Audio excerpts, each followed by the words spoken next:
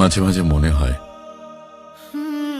এই বিশাল জনসমুদ্রে আমি একলা ভাসমান এক ভাঙা দড়ি, যার কোনো কূল নেই, কোনো গন্তব্য নেই।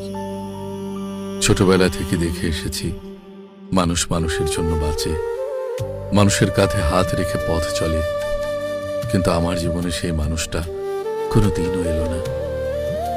আমি বারবার চেয়েছিলাম এমন একজন আসুক, যে আমার চোখের কোণে জমে থাকা শ্রাবণটুকু দেখে আঁতকে উঠবে, যে আমার মলিন মুখটা দুই হাতের তালুতে নিয়ে বলবে, পাগল আমি তো আছি, তবে তোমার কেন এত ভয়?